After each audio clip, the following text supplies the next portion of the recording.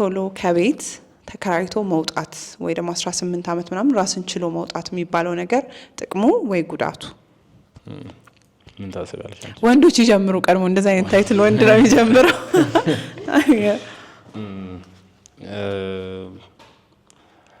ሁለቱም ቦት እንዴት ነው ግን ላይክ የሆነ ቋሚ የሆነ ነገር ከሌለው ቋሚ የሆነ ገቢ ከሌለው አይ ፊል ላይክ ከቤት የመውጣት እንትን ላይክ ከቤት የወጣት እንትኑ ሲጀመር ፕሮባቢሊቲው ለስ ነው የሆነ ቋሚ የሆነ የሚተማመነው ነገር ገቢ ከሌለው ማለት ነው። እና የሆነ አለ አይደለ ይሄ ይመጣል ወይም የሆነ በስነ ስርዓት በወር የሆነ ብር ይመጣል የሚለው ነገር ከሌለው አይ ዶንት ፊል ላይክ የሆነ ተከራይቶ ይወጣል።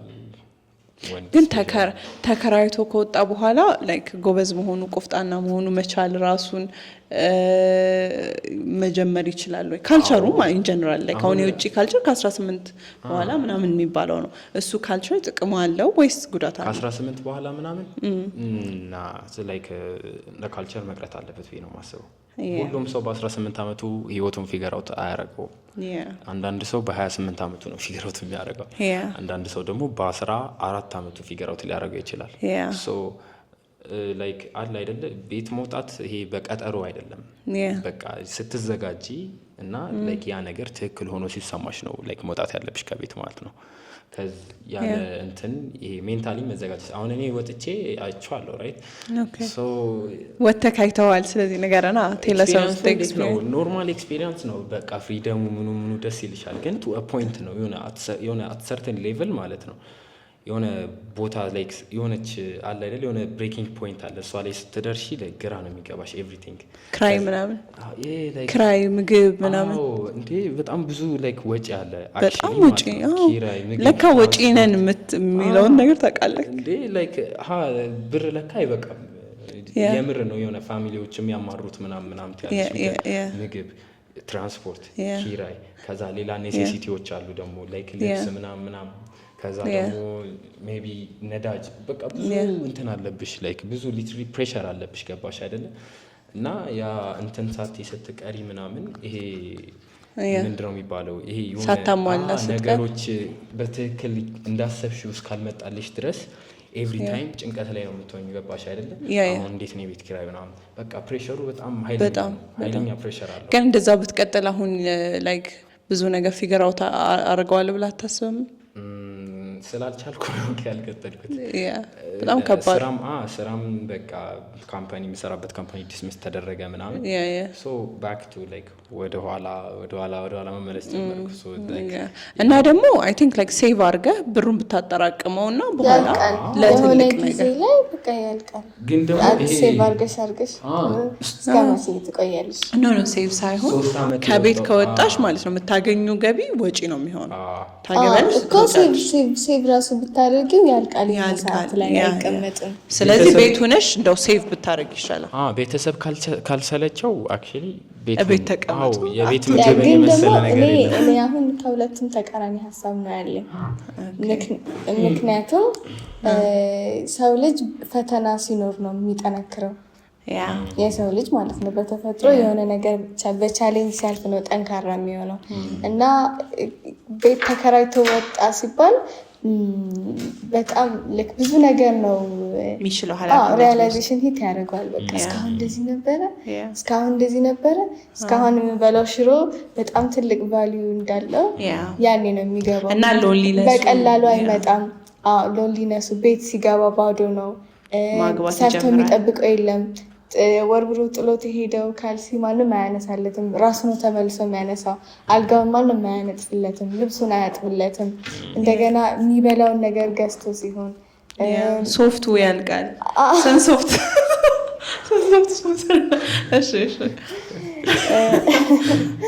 እና ደግሞ የቤት ኪራይ አለ፣ ምግብ አለ፣ የሚያጸዳለት ሰራተኛ ብቻ ኤቭሪቲንግ ሁሉም ነገር ለካ ዋጋ ያስከፍላል የሚለውን ነገር ይማርበታል። እና ይሄ ነገር ደግሞ ጥሩ ነው፣ ጠንካራ እንድንሆን ያደርገናል፣ በብዙ ቻሌንጅ እንድናልፍ ያደርገናል። እና በጣም ለኔ ዲስአድቫንቴጅ ነው በጣም አለው። ግን ይሄን ያክል በ18 አመት መውጣት አለብኝ እንደዚህ ስትረስ አውት አታርጉ። ትንሽ ቺል አድርጉ። ከዛ በቃ ኮንፊደንት ስትሆኑ ራሳችሁ ስተማመኑበት እና ደግሞ በጣም ሰስቴኔብል የሆነ ኢንካም ሲኖራችሁ። ምክንያቱም ወደ ቤተሰብ ተመልሶ መሄድ ትንሽ የሜንታል ስትሬስ ይፈልጋል። የምር አይስዌር እኔ ፐርሰናሊ ወጥቼ ቢሆን አልመለስም። የሆነ ዌይ እፈልጋለሁ እንጂ አልመለስም። እንደዛ ብዬ ነበረ፣ ግን የሆነ ሰዓት ላይ ተመለስ ይከብዳል። ላይፍ ከባድ ነው። ይሄ አንደርስታንድ እንዴት ነው ከተከራየሁበት ቤት እና ላይክ ስራ ቆመ እና እንዴት ነው ኢን አድቫንስ የ3 ወር ከፍዬ ነበረ ገባሽ። ከዛ 3 ወር ሙሉ ስራ እየፈለግኩ ነው፣ ሌላ ተፍተፍ ለማለት እየሞከርኩ ነው ምናምን በቃ አም ትራይንግ ማይ ቤስት ማለት ነው። ግን ጭንቅላቴ ላይ በጣም ብዙ ፕሬሸር ነበረ። በቃ እንዴት ነው እንትን የምለው ምናምን። ከዛ ፕሬሸር ላይ ስትሆኝ ደግሞ ስራ አይገራም፣ አልተሳካም፣ አይገራም። ከዛ እኔ ሞከርኩ ማለት ነው ወደ ቤት ላለመመለስ ምናምን። ከዛ ላይክ ጓደኛ ምናምን በቃ ከጓደኞቼ ጋር እና አዋተን እንትንም በሏ ምናምን ማለት ጀመርኩ። ከዛ ሁሉም ነገራቸውን ሳየው በቃ ደስ አይልም። ሰው እንደዚህ በሰው ልትተማመኝ አትችይም። እና ሰስቴኔብል ኢንካም ካለ በራሳችሁት ከተማመናችሁ መውጣት ኖርማል ነገር ነው። በቃ ተከራይተው ነው፣ ቀላል ነው። እና ደግሞ ዩኒቨርሲቲ ነው እና ዩኒቨርሲቲ ላይፍ ራሱ አንድ ከቤተሰብ መውጣት መገለል በዩሱስ ከባድ ነው። ቀላል ማታ ለካ ራቴን መግዛት አለብኝ፣ ጠዋት ቁርሴን ለካ መግዛት አለብኝ፣ ብርድ ልብሴን እኮ ማሳጠብ አለብኝ፣ ማምሸት የለብኝም። እንደዚህ በቃ ሪስፖንሲብል እንደሆነ ነው የሚሰማን ብቻ መኖር ስንጀምር። ብቻ ግን ኤኒዌይስ ጠንካራ ያልቀል እሱ አድቫንቴጁ ነው የምታየው፣ አድቫንቴጁ ነው የሚታየው። አክቹዋሊ አድቫንቴጅ አለው ከቻላችሁ ነው። ግን አትጨናነቁ እንዴ ቤተሰብ ካለማ ወደኋላ ወደፊት እያለሽ ነው። ልክ በእንደዚህ ዓመቴ መውጣት አለብኝ ምናምን አይችለውት በቃ ላይክ ሰስቴኔብል ስትሆኑ በቃ አሪፍ የሆነ ኢኮኖሚክ ስቴቢሊቲያቸው አሪፍ ከሆነ ጀመረ ሁሉም ነገር በጊዜ ይመጣል። አይቀርም ተጨናንቀሽበት የምታረጊው ነገር አይደለም። በቃ በጊዜ መምጣቱ አይቀርም። የሌለውን በሬ አታርጅም መቼስ። እኔ አንዴ ማለት ነው የአክስቴ ልጅ ገና ህፃን ልጅ ነው። ምን መሆን ነው የምትፈልገው ምናምን ሲባል ስፓይደርማን ምናምን ነው የሚለው። አንተ እኮ ስራ መስራት አለብክ፣ ገና የራስን መኪና ቤት ትገዛለክ ምናምን ስለው ላይ ክፍሉ እና ይሄ ክፍል ማን ሊኖርበት ነው አለ። ትልቅ ነው ቤቱ፣ የምር ማን ሊኖርበት ነው? ትልቅ ቤተሰቦቻችን ይሰሩ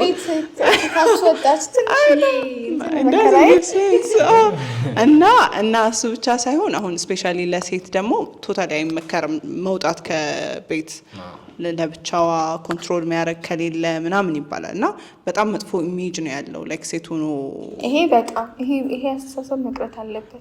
አይደለም ትክክል ነው፣ መጥፎ ነው አይደለም።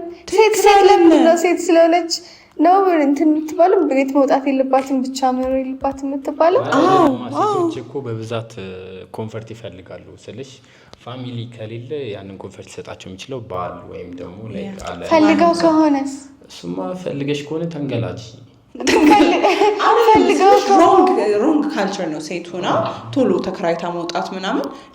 ሮንግ አይደለም ይሄ፣ ምንም ሮንግ አይደለም። እንዲያውም ሴት ልጅ በጣም ጠንካራ ስለሆነች ነው ብቻዋን ወጥታ የምትኖረው እኮ። ያ ሚን ቫሊድ ፖይንት አለሽ። እሺ ግን እንዴት ነው እኔ ከቤት ወጣ ብሳትሽ ነው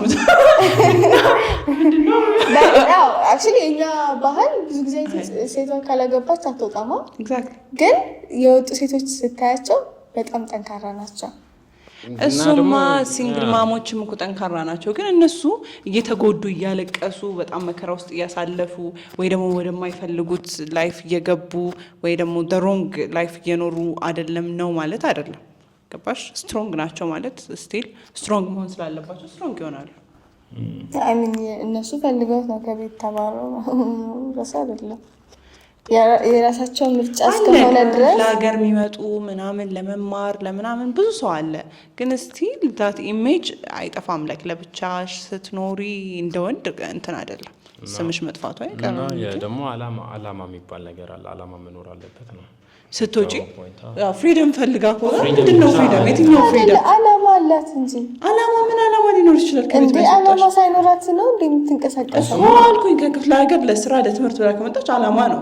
ከአዲስ አበባ ቤት ግን ወጣ ከተከራየች አዲስ አበባ ተወልዳ ያደገች እና እዚያው አዲስ አበባ ተከራይታ ኖረች ማለት አላማ የላትም ማለት ነው። አላማ የላትም ሳይሆን ምንድን ነው አላማዋ? ከቤት ያስወጣት ለማርፈድ ነው ወይ? ማን ያውቃል የእሷን አላማ? የእሷን ዓላማ ማንም ሊያውቅ አይችልም። ግን ፍሪደም ፈልጋም ሊሆን ይችላል አናውቅም። በቃ ዓላማዋ የእሷን ፍላጎት አናውቅም። ግን ደግሞ ጠንካራ ስለሆነች ነው ወታ። ግን እኔ ደግሞ ያልኩት ጠንካራም ሆናችሁ አልሆናችሁ ካልቸሩ ስማችሁን ያጠፋዋል። ከወጣችሁ ለብቻችሁ ሴቱ ናችሁ። ሁ ኬርስ ነው። ካልቸር በጣም ከባድ ነገር ነው።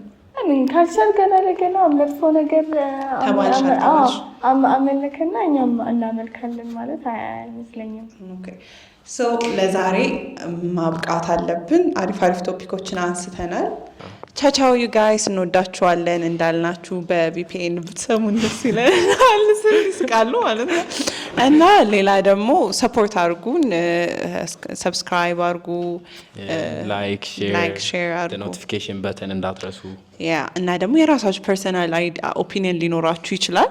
ግን እኛ በቃ ይሄ ስኖት አባውት ላይክ we hate it we love it ምናምን አይነት ነገር አይደለም አይደለም። ኦፒኒየን ብቻ ነው። ሶ ላይክ መውጣት ከቤት ቶሎ ተከራይቶ ለኔ ዲስአድቫንቴጁ ነው የሚታየኝ።